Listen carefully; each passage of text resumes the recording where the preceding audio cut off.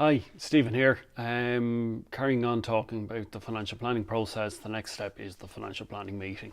So I'm after finding out all about you. You're after giving me the cost of your lifestyle. I'm after working on a financial plan with you, and then we come in and we go through it.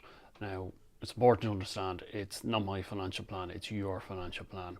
So what we do is we recap on your objectives, what you're trying to achieve, make sure that that's all agreed.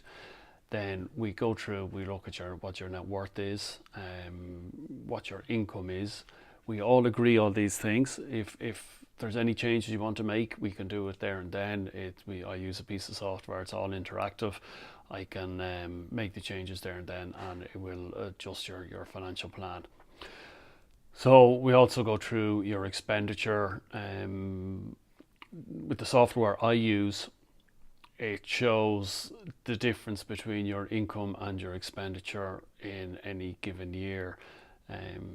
Typically for the first year, when people start the financial planning process, there tends to be, and people tend to underestimate their annual expenditure, so there tends to be a big difference between income and expenditure in a year. So that's identified at that stage. So I asked the question: Do the software saying you have another €50,000 in your bank account at the end of the year?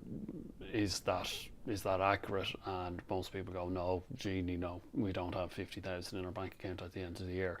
So we go, okay, we'll just stick in a miscellaneous expenditure and bring it down to what they think it is. So that's a key part, and it gives people an idea of their proper expenditure. So then we go into the cash flow screen. So do we have enough money for the rest of your life? So we look at all the different expenditures. It's a very simple graph. Blue is above the line, means you have assets. Red is below the line. It means you don't have, you're running out of money.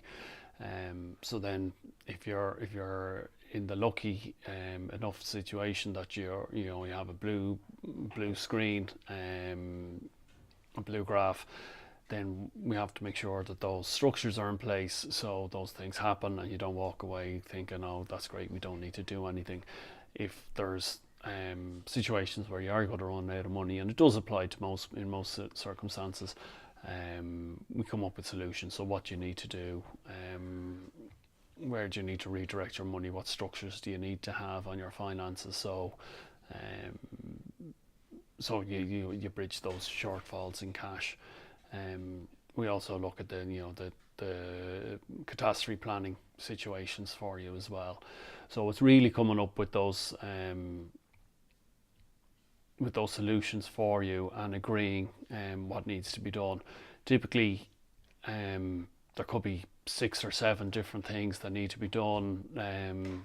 People tend to get overwhelmed with having so many things to do, and from experiences you see that people say, well, there's too much to do, we don't have that type of money to do it, so we'll do nothing instead.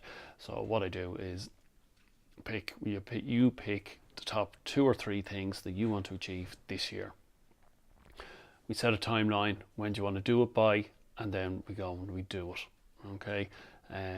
Next year we'll reassess what are the most important things, because your objectives could have changed, and what's important to you could have changed.